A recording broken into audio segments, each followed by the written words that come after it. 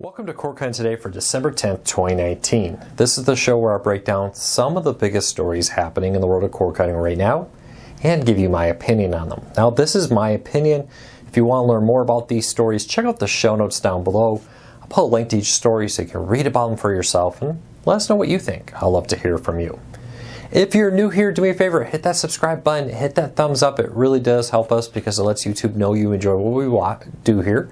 And hopefully we can help you break free from the high cost of cable TV and still watch the shows you enjoy. Well, there's a lot of news happening today, including PlayStation Vue may still be up for sale, but maybe not to save it. I'll explain in a minute. But first, Comcast is shutting down, reportedly going to end its contract with Starz. Starz and Comcast has been in a long, drawn-out contract fight. Comcast has already dropped it from several packages, and now they are offering a very limited time deal if you subscribe to Starz through Amazon Channels, where you can get 3 months of Starz for 99 cents a month for those 3 months, and then it goes back to the normal price. So if you're worried about losing Starz through Comcast, you may want to check out Amazon Channels. If it does get dropped, maybe during those 3 months, Comcast will re-add it if you're a Comcast customer. And if you're not, this deal is open to everybody. So you can go ahead and get Starz for 3 months of it for 99 cents a month, and then regular monthly price thereafter. So check it out. Basically $3 a month for 3 months of Starz. That's a pretty good deal. All right, news of the day. We got some news in IPTV. So there's been a concerted effort to crack down on IPTV content from media owners.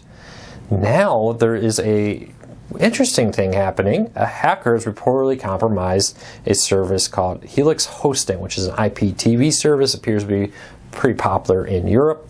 And now they're demanding that they pay a ransom, basically, or they will publish the data for all the users on there, including at least one, they say, of the owner's personal information, phone number, address, and more.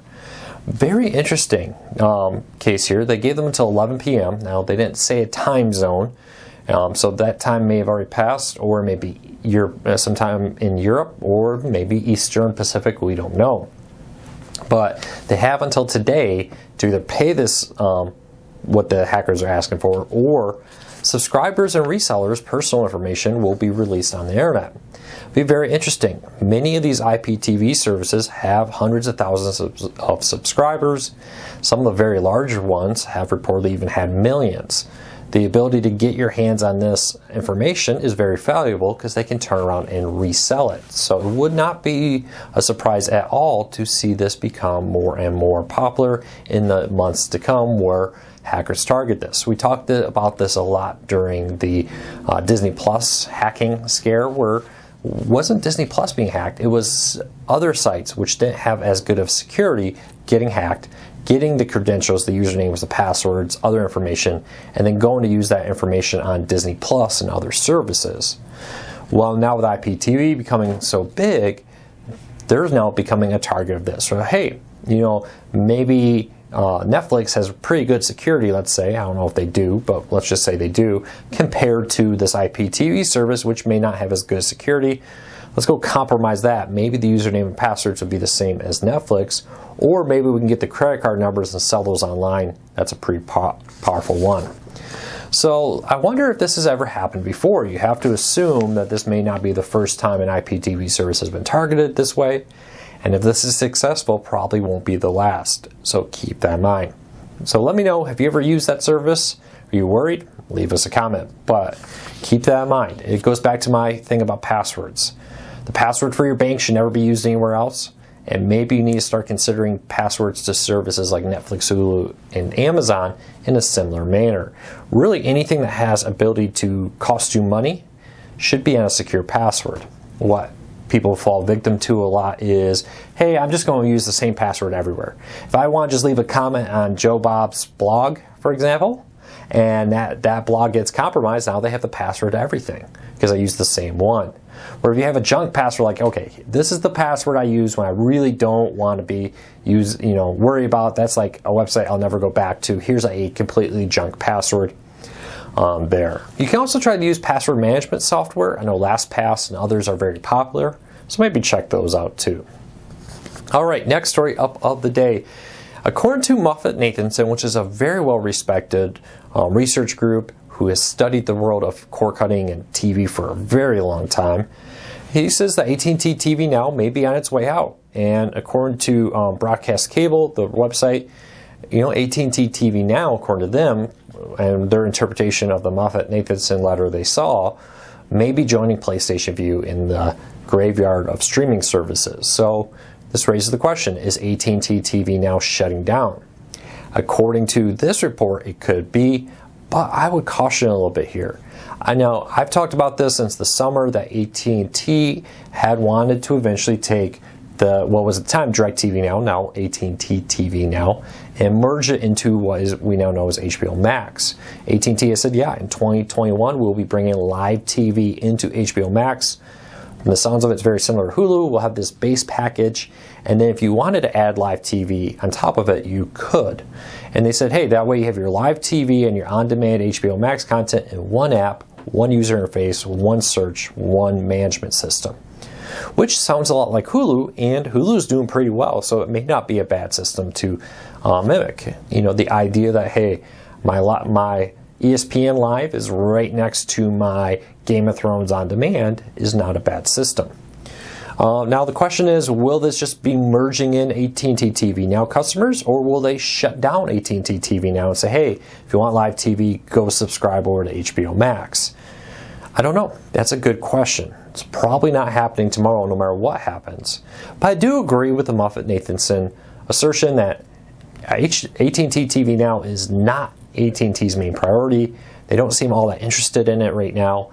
Their main focus is on the new AT&T TV service, which is a separate live TV streaming service, much more like cable TV with a contract and hidden fees and required devices and more than they are about their live TV streaming service, AT&T TV Now. So we'll keep a close eye on this, but let me know, what do you think about AT&T TV Now shutting down? How likely is it? I would say it probably won't happen until they have their live TV service ready for HBO Max. We'll see. I do think AT&T Watch TV will probably shut down first if I had to pick one. AT&T seems to have all but walked away from that service. So leave me a comment and let me know what you think. I'd love to hear from you. All right, good and maybe not as good news as you want about PlayStation Vue. So we learned earlier this year that PlayStation Vue was shut down at the end of January 2020. And right now you can no longer sign up for it. But December will be the final month you get billed. So most of January, depending on when your billing cycle is, could be free for you. Now, Cord Cutters News has confirmed with employees inside Sony that PlayStation Vue is still for sale, but not to keep the service alive. Though, who knows, stranger things have happened. But Sony is selling off the technology behind it. They're taking all the technology they used to develop the PlayStation Vue. I should move that icon over here. And then now they're going to say, hey, if you want to have it, we can sell maybe some of the DVR technology, maybe the multi-stream screen technology. And they're selling this off piecemeal to multiple buyers. What I thought was interesting is some of the employees over at Sony told us that part of the deal would include the ability to add their app to this. So multiple live TV streaming services are bidding on this, and that they would allow, for instance, I don't know, they were very clear that they couldn't comment on who's bidding, but let's just say the winner bidding, YouTube TV, Sling TV, Fubo, AT&T or more, would have the rights to add their app to PlayStation 4's app system. So we may not know who the winner of the bidding for this technology is until suddenly maybe YouTube TV or Sling TV or Fubo or Hulu with live TV suddenly appears on the PlayStation 4. What they do with that technology is unknown at this time. It's very possible that they take this technology and suddenly we see an improved DVR using Sony's DVR technology, or maybe somebody adds, the multi-screen view that looks extremely similar to what PlayStation Vue did. But it's good to hear that this technology, this treasure trove of investment of Sony over all these years to develop and code and learn about different ways to do this, isn't necessarily going to go to waste. Unfortunately, it doesn't sound like PlayStation Vue is going to be saved. The problem I heard from a lot of people is Sony, if they wanted, when they were trying to sell it as a whole, they wanted the companies to rebrand it. Well, if you're going to be paying $500 million for a service, what you're really paying for is the branding, right? I want to buy the name, I want to buy the reputation behind PlayStation Vue.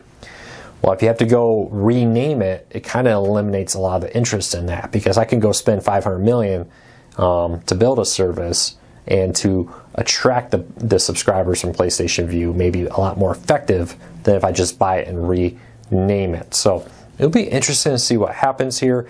Again, this is probably not going to be public. They're not going to come out this week, because according to our sources, the bidding process will be, a winner will be picked this week. They're not going to come out and say, oh, Sony has sold their multi-view to Sling and their DVR technology to Fubo and something else, maybe their app to YouTube TV, for example. They're not going to announce that. The only way we're going to know who won is probably when they come out and say, oh, guess what? This service is now available on the PlayStation 4. One contact did warn me, though, that the bidding on this probably is only for PlayStation 4. They may not go back and re-add it to the PlayStation 3. So if you're a PlayStation 3 subscriber, you may be out of luck. All right, so let me know what you think of that. All right, Spectrum CEO wants to limit Disney Plus and other services. Spectrum has been on a warpath about password sharing. They've partnered with Disney, Fox, and Ace, the anti-piracy group that's been going after people, to crack down on piracy or password sharing, which they consider piracy. Spectrum CEO, or the charter, the parent company of Spectrum, has blamed password sharing for cord cutting's growth, saying, hey, we got all these people sharing passwords. At first, he pointed to PlayStation Vue, saying, hey, they allow 5 streams, and now there's only like 2 needed per household. Now the other 3 are being shared with passwords with other people. Now he puts his sights on Disney Plus, saying, hey, they allow 4 devices, if I remember correctly what he said. And you only need 2. He goes, there's only the need of 2 screens per household for a service like this. And that encourages password sharing, which encourages people not to pay and grows cord cutting. So he's really on this warpath to, hey, we're going to crack down password sharing. And he wants streaming services like Disney Plus to only offer 2 or fewer streams. So leave me a comment. What do you think? Is 2 streams reasonable? Is this assertion that households only need to watch 2 streams of a show at once on average reasonable? Now, for some households, yeah. For others, no, I don't think that's reasonable. And I would say that maybe password sharing is part of the problem of the growth of cord cutting in his point of view, but I think it's a minor part. It's kind of one of these arguments we talk about a lot. Often people want to say, hey, cord cutting is happening because of this one particular reason. NFL ratings are down because of this. NBA ratings are down because of that. Everything has to be because of one reason. And I think that's the failure of Spectrum here. They're focusing on password sharing as the main cause. Ignores all the other factors, the high cost, the poor customer service, the fact that streaming offers a better experience for many people for what they watch and how they watch it. So I really think it'll be interesting to see how this plays out in the months and years to come. But leave me a comment. Do you agree with him that password sharing may be one of the main reasons people are cord cutting? And do you think that if they crack down on it, it would slow down the rate of cord cutting? Leave me a comment. Let me know. All right, the House of Representatives today will vote on a bill called the Television Viewer Protection Act. This bill will basically ban hidden fees. It will require cable companies to fully disclose all fees to the customers before they sign their contract, so that you won't have any surprises when you sign up for Comcast or Spectrum or any of these TV services. It will also give you the ability to get out of your contract once the promotional rates, all that kind of stuff comes to an end. They're going to be voting on this today. It's very similar to a provision that passed through a Senate committee recently. We'll keep an eye on this and let you know what we hear. Now, I'd love to know what you think. Should the federal government be getting involved in this? Is this an issue the government even should spend time on? Or do you think this is great? Do you think there should be a law requiring companies to disclose that, hey, guess what? There's a device rental, HD technology rental, DVR technology rental, HD technology, all these other things that they charge fees. Regional sports, that's the one I was looking for. Local broadcast TV fee and more. Those are the ones that always get me a little bit. It's like, hey, you're advertising that ABC, NBC, Fox is included in this package. But even though I can't remove those, there's an additional fee for them. You advertise that my local Fox Sports, for example, is included. I can't remove it, but there's an additional fee for it. So let me know what you think. I'd love to hear from you. Last week we broke the news that web browsers had come to Roku. Roku had several channels that would allow you to surf the web through a web browser on your Roku. Over the weekend, Roku pulled all those channels, and when we asked them about it, Roku said web browsers are basically, in short, paraphrasing here, not allowed on Roku. They sent us a copy of the terms and conditions that says channels may not include third-party content offerings, nor does it allow the use of browsers or applications within the channel or cross-functionality with other Roku channels. Let me paraphrase this. Basically, Roku says you cannot hide a browser, have a browser inside your Roku channel. Exactly why Roku did not say. Now, one of the reasons very well could be that Roku has had issues like Mexico banning Roku there for allowing piracy. They cracked down on third-party Roku channels because of that. And now, maybe browsers is one that they're worried, hey, if we have a browser and people are using it for piracy, maybe Roku will be banned again in Mexico. Could be their fear. I think there's also a certain level of them wanting to control the experience, and they just don't think that it's a very good experience to try to surf the web through your TV using your Roku. So unfortunately, if you're looking for a browser, you're out of luck on Roku with that. You can still mirror the screen from your Android device to your Roku and watch a stream through a browser that way if you so choose, but a dedicated Roku channel with a browser at this time is not happening. All right, HBO Max. Today, the president and chief operating officer of AT&T, John Stankey, came out at the USB Global TMT conference and talked about HBO Max. He was questioned pretty aggressively about, hey, you're $14.99 for HBO Max. Disney Plus, Apple TV Plus, Hulu, and others are a lot cheaper, half the price or more. So I thought this was very interesting with it.